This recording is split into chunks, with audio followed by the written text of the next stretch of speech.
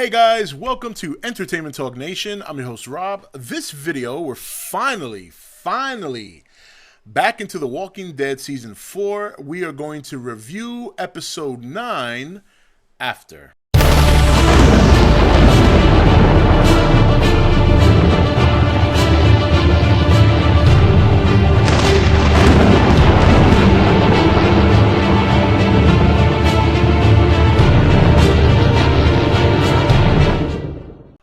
Okay guys, welcome back. So before I get started with this review, I just want to give a shout out to a nice Facebook group that I recently joined called We Are the Walking Dead. They were nice enough to allow me to post this video that you're watching at this moment on their group page, which is over 1,000 deep of Walking Dead fans. And I want to give a special shout out to the administrator and the one who started the group. And those two lovely ladies are Rain Ramen and Heaven's Harmony. Thank you, ladies, very much for putting this on your page. I really do appreciate it. And for those of you Walking Dead fans out there that are subscribed to the channel or viewing this video, I highly encourage you to go to that group. Check it out. I'm going to put the link in the description. If you like Walking Dead and if you like talking Walking Dead all day, that's definitely a group to join. Very, very nice group of people there. I've enjoyed my time there, even though it's been very short, and I look forward to continuing to share some dialogue with those group of people on a regular basis about one of the best shows on cable television. Now, in terms of this episode, very, very powerful episode. All of us knew that it was going to be a good dose of Carl, but I got to say, we got just as much about Michonne than we did about Carl. So with that said, you know, I got to say, when I talked about the preview video, I was doing a lot of comparison with Shane and Carl, because Shane did play a big influence on Carl during Rick's absence. And even though Rick was there, he always was out there going to play hero, and Shane was still there with Carl, teaching him things and things like that. So I did see a lot of Shane and Carl, but towards the end, we saw that Carl realize he needs his dad. You know, it was great that he went out there and he put himself on the line to keep him and his dad going. But as quick as he got cocky about doing it, he realized he can't be without his father and that he needs him. And he admitted to being scared. And that was a big thing for him, because I think that's the kind of thing that's going to help him keep his humanity, is realizing, yes, I'm strong, I know what I'm doing, but I can't do it alone, and I need my dad. I'm still a kid. And you saw a lot of kid moments on the show with Carl. Going into the room that was filled with with books and nice flat screen TV, Xbox games. And just on a side note, in the real world, it's one or the other. You're either going to have a kid with a room full of books, or you're going to have a kid in a room filled with games. You're never going to have both. That's just my opinion. I just had to throw that out there. But, you know, and you see him, he's looking in the room. He's like, wow, almost for a minute, he came back to, he came back to the world he used to live in, until he saw his reflection in the screen of the TV and realized that's not how it's going to be. And he quickly went, grabbed the cord to close up the door. And then we saw something very similar when he was sitting on the roof, eating the pudding, almost enjoying, even if just for a moment, almost enjoying being a kid again. You know, and that's, to me, that was powerful stuff. It was very, very powerful.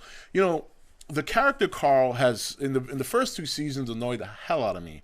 I would not have mind if he died back then. But, you know, the actor has grown. He put on a marvelous performance, in my opinion. I also believe that the character in and of itself has come a long way. And now I've gone from not being able to tolerate Carl to, quite frankly, I don't think I'd be able to watch a show without him. So hopefully he'll be around for a long time. Now, Michonne was probably the secret powerful moment in the show as well, because, you know, I don't think a lot of us expected to get as much time with another character. I think Carl was the big talk in this episode, but I gotta say, the moments with Michonne were extremely emotional and very powerful.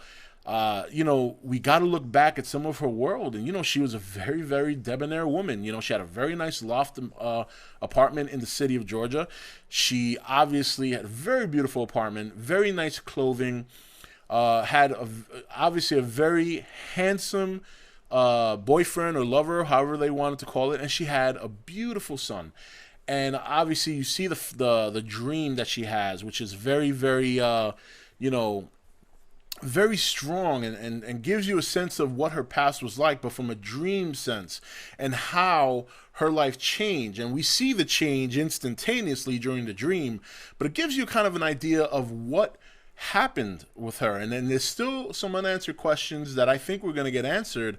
But I got to say, it was very, very interesting to see her transition in this episode, mirroring Carl's transition. And she's, walking through the herd of walkers, and it was so crazy when she saw the walker that looked very much like her.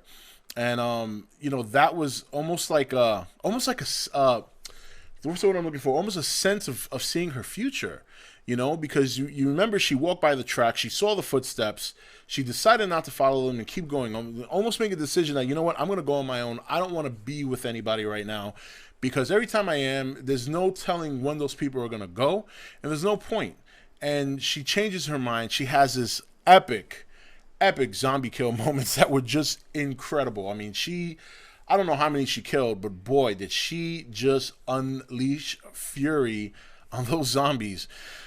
And, in between all that, I mean, we see that Rick is obviously suffering from the monumental beating he took at the hands of the governor. And you see Carl basically unleashing his fury verbally at Rick during that time, really getting some of his emotions out. Because, if you want to get technical, in some ways it is Rick's fault. I mean, he could have just left the prison cleanly, maybe go away, lick your wounds, maybe come back to fight another day. And I think Carl's not the only backlash he's going to get. I think he's going to get backlash from Maggie and Beth if he ever sees them again.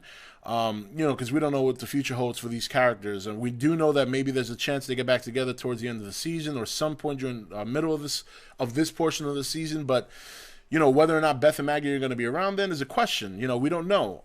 All I know is that I think Rick still has a lot of backlash to face in terms of he never got to finish his conversation with Daryl about Carol. We do know we're going to see Carol again, so it all depends on who meets who when and who meets who first. But I got to say, this episode was very good. It was a very good episode to pick up. I know I did mention briefly about the whole Comic-Con thing and what Greg Nicotero would do in this episode that would upset a lot of people. I'm starting to guess now that it probably was the Herschel stabbing of the head thing, which is right out of the comics, not Herschel per se, but right out of the comics. And it was just a dreary reminder of what happened to one of the most underrated characters in the show, in my opinion.